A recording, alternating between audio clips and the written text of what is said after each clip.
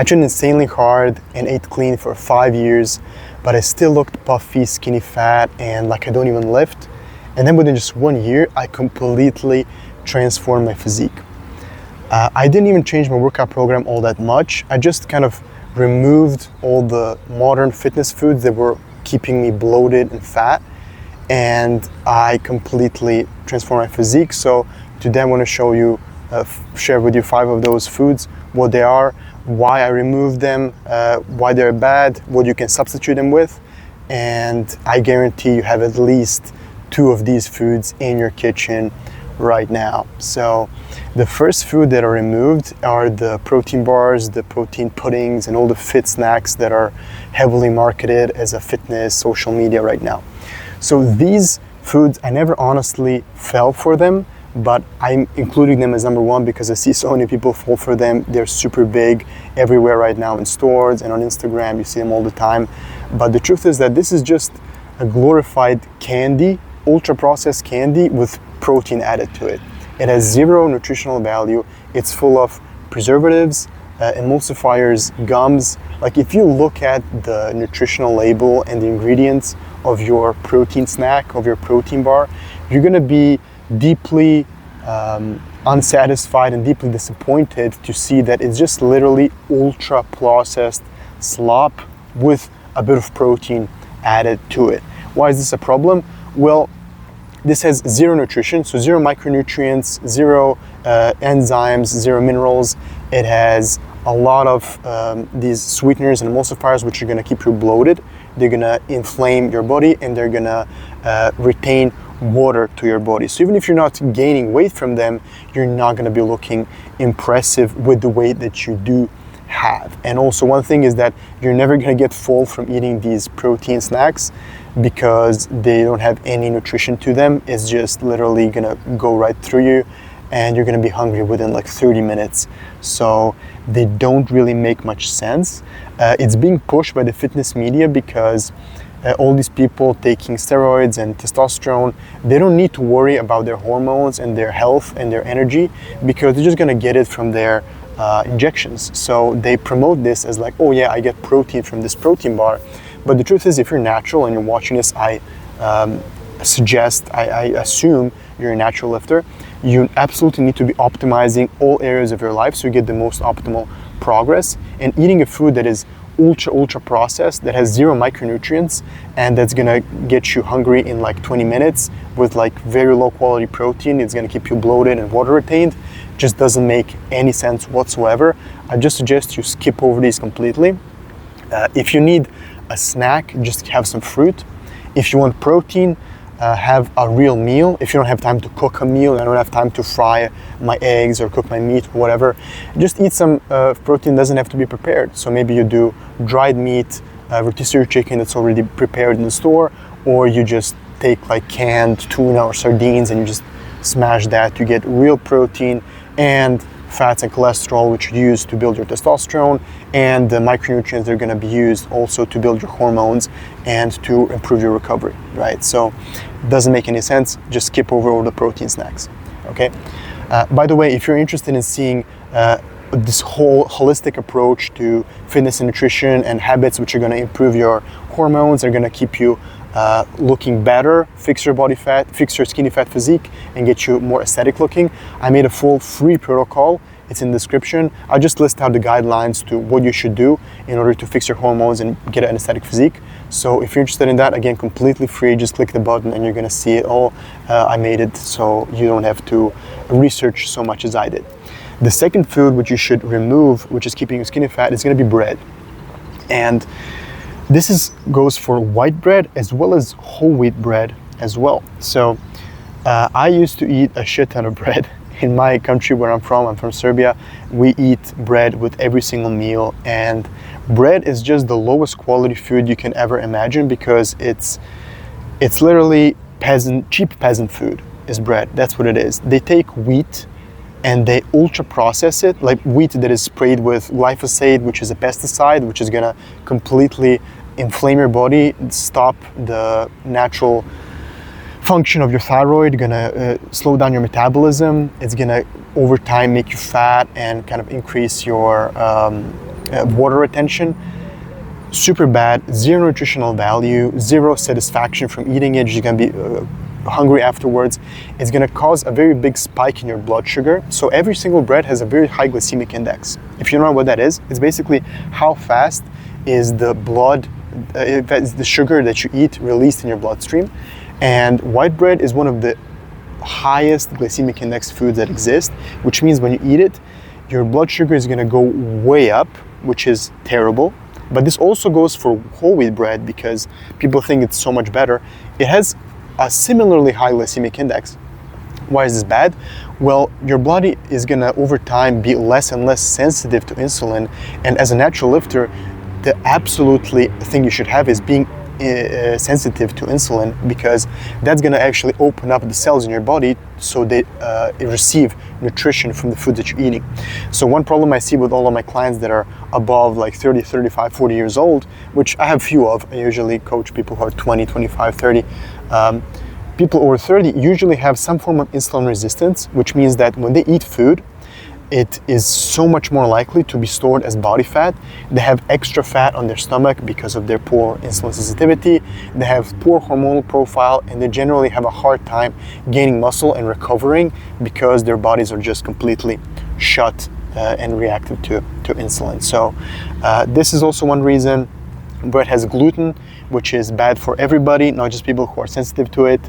So yeah, it's true.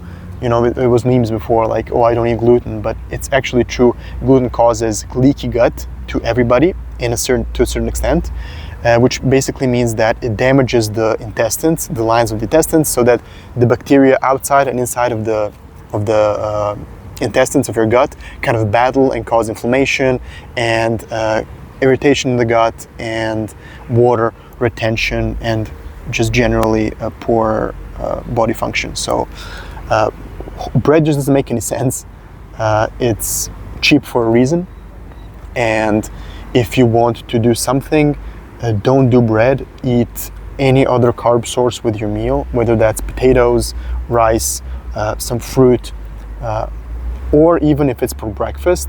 Like you don't need to eat so much carbs. Like I remember when I was in high school, I used to eat like this whole wheat bread. I get a loaf, and I split the loaf into two, and I get every meal that I eat in school was half of a loaf of a bread filled with like cottage cheese and like some meat.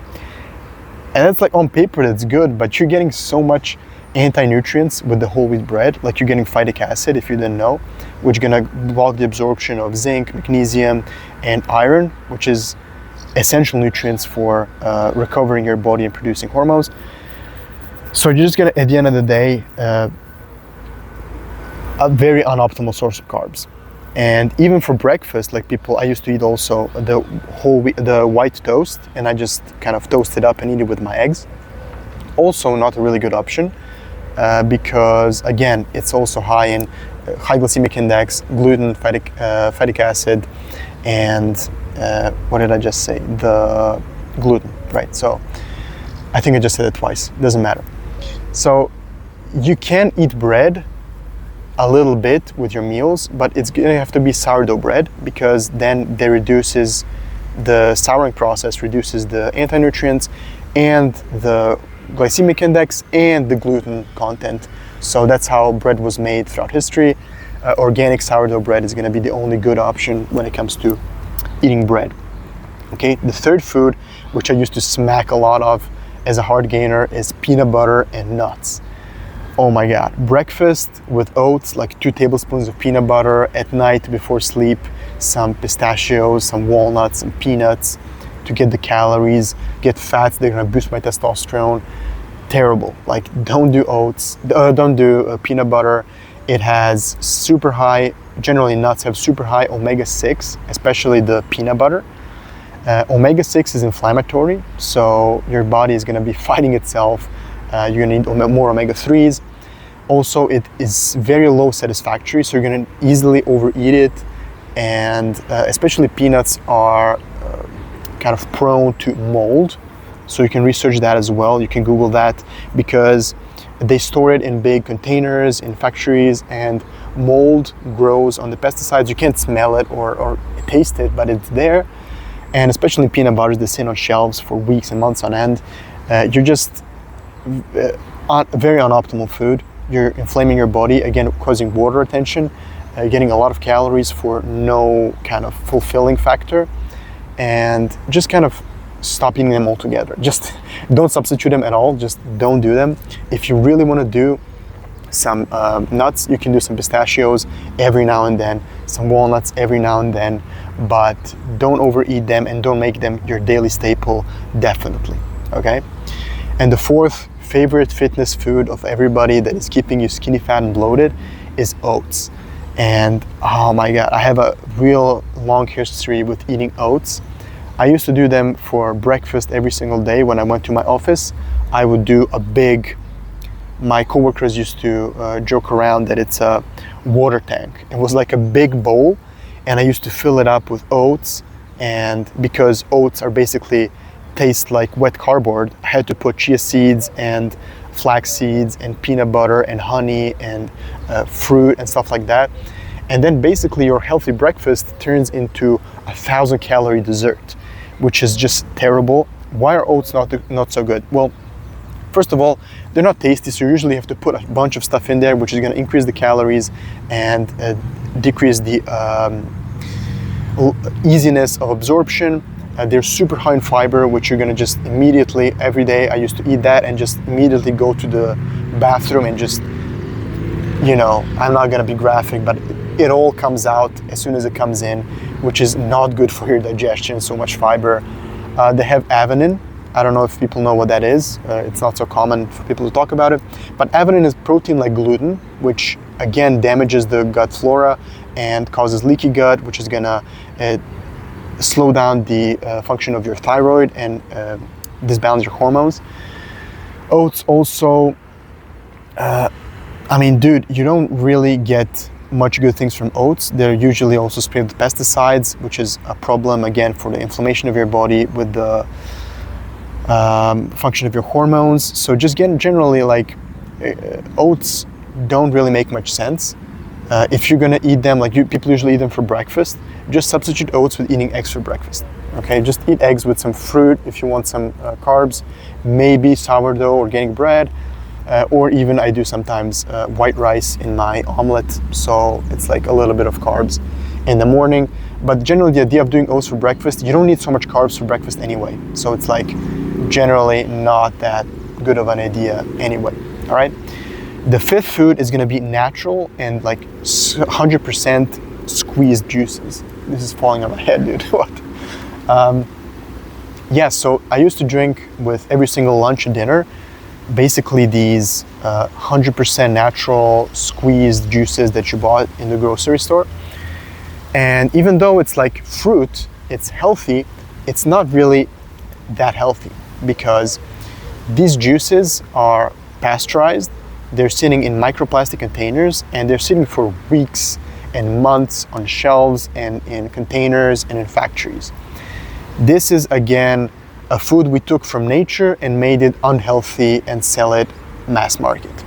Why is it not good? First of all, in order to have a fruit juice sit so long and not go bad, they have to pasteurize it. So they have to kind of cook it, which kills the vitamin C.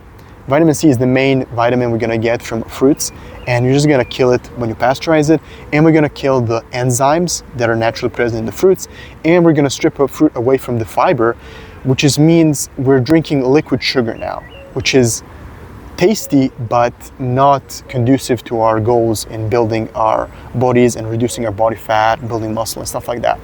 So fruit juices are not optimal. If you're gonna get the most optimal version of a fruit juice, you would just squeeze it yourself. But even that doesn't have any fiber and digests really quickly, so it spikes your blood sugar. And the most optimal version of consuming fruits is just eating whole fruits, dude. Instead of going to the grocery store and buying orange juice, just buy an orange. With every single meal now, I just eat a piece of fruit. So I do 2 meals a day now, basically. So for breakfast, I usually do kiwis, 1 kiwi, and then for dinner, I do just an orange. So instead of drinking orange juice, I just cut up an orange into 4 pieces, and I just kind of eat them. So you're gonna get all the vitamins, the enzymes, and the fiber, and that's gonna be the healthiest way to consume fruits.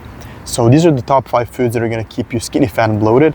I hope that you got some clarity in how to more properly make your meal plans and your nutrition.